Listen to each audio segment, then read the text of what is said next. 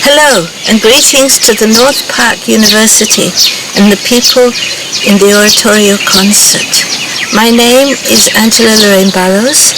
I'm a teacher at the Satyasai School and a lecturer at the Institute of Satyasai Education in Thailand, where we teach about human values. We teach teachers so they can take it back into their classrooms, so we can help children be good and create a better world. I'd like to just say a few words about world hunger. In our school, we promote vegetarianism. We all know that if we produce 1 pound of meat, we have to use much more resources, water, soil, crops, than if we produce 1 pound of vegetables. Therefore, I'd like to make a little suggestion. If everybody reduced their intake of meat just by 10%, we will have enough food to feed our hungry world. Thank you. Hi, I'm Tim King from Goffstown, New Hampshire, and I'm learning how to farm.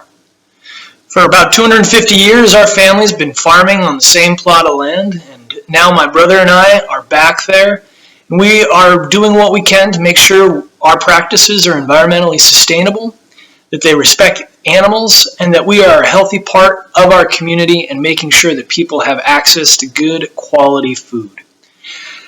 Everyone, whether or not you've got land, is able to understand the food systems that feed them better by getting to know a farmer or visiting a farm. Just that act of seeing all the work that goes into getting that food out of the ground and to your plate will give you a whole new respect for that food and value the people who are growing it or raising it for you. Hello, I'm David Beckman, the president of Bread for the World. Our loving God has made it possible in our time to virtually end hunger, worldwide and certainly also in this country.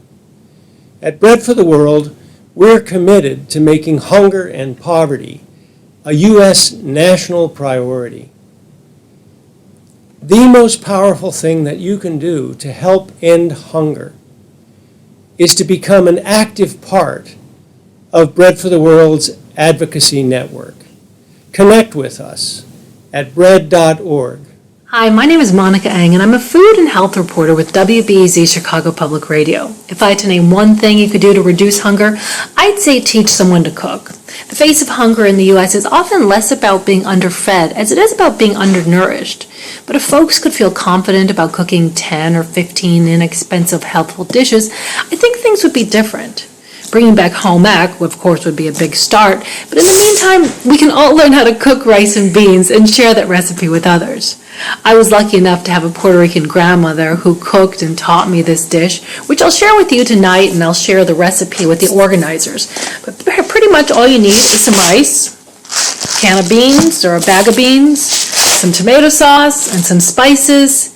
And you can make something for about 87 cents a serving that's a complete protein, and you can share with those you love. So cook some rice and beans today and teach a friend. Thanks. Hello, my name is Atong Chumsai. Greetings to the North Park University and all the people at the Oratorio concert. I'm the director of the Satyasai School in Thailand. Our school is specialized in food production. The reason is because we want all the people, all the children, students, teachers to be self-reliant. So we use the self-sufficiency principle given by the King of Thailand to produce our own food. We grow our own rice, we grow our own vegetables. Everything is organic, no pesticides used at all. So we grow food for ourselves. We are quite self-sufficient, not only in food, but also in energy usage. So this is the principle used in our school so that we can be self-reliant at all times. Hello, my name is Norman Wurzba. I teach theology and ecology at Duke University in North Carolina. I believe that one of the most important things that you can do to address hunger is to grow some food. Not a lot, but even a little bit is important, because when you get into a garden and you try to grow food, you learn something about the fragility of life, but also life's generosity. Getting into the soil, making plants grow, and then learning to see all of the gifts that come your way. My hope is that you will learn to become a more generous person and discover that when you love the world can also love you back. And in that love, learn something about the need to share life with others. Blessings. I'm Tom Hart, and I helped start a nonprofit in Washington called the One Campaign, which is an advocacy organization dedicated to the fight against extreme poverty, disease, and hunger. We work with Republicans and Democrats in Washington to develop policies and get more funding to reach these goals. Why do we care about hunger? 800 million people go to bed hungry every night across the world. And that's more than twice the number of people in the United States. And we know that agriculture is 11 times more effective at reducing poverty and hunger than any other investment we could possibly make. And yet the government isn't investing enough in this area. So the one thing you can do is join us in supporting the Global Food Security Act, a bipartisan bill in Congress right now that would help enshrine in law support for agriculture in the poorest parts of the world. So join us. Go to one.org and help us get this bill passed. Thanks. Hi, I'm Erica Ilion, and I'm a North Park Theological Seminary student getting a master's in divinity and nonprofit management. One of my passions, or the main passion of mine, is advocating against hunger and poverty at home and abroad, so in the entire world. And one of the ways that you can assist in this work is to perhaps not just become an advocate yourself, but start a local chapter here on campus or whatever campus you attend, and even get in contact and take advantage of your voter rights. If you're not a voter, get registered to vote and talk to your senator or your congressperson within district or on Capitol Hill. Thank you.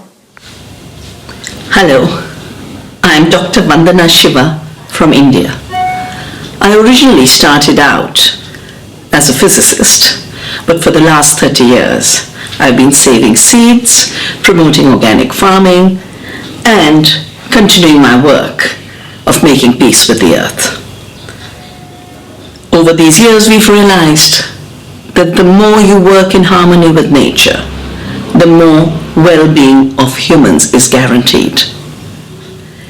We've shown that you can have a doubling of nutrition and a tenfold increase in incomes through ecological agriculture and biodiversity. These are the answers to the big issues of hunger, poverty, as well as climate disasters in our time. The one thing you can do, no matter where you are, even if you're in an apartment, but you will have a little bit of a windowsill. Take a pot, get some soil, plant a seed, start a garden of hope. And while you make your own responsibility and your own capacity that you can be a grower of food, create food communities so that the toxic, unjust, poisoned food system that is killing life on earth, killing our farmers and killing our health is not what we face in the future, that there is a better alternative that works for all. It's in your hands.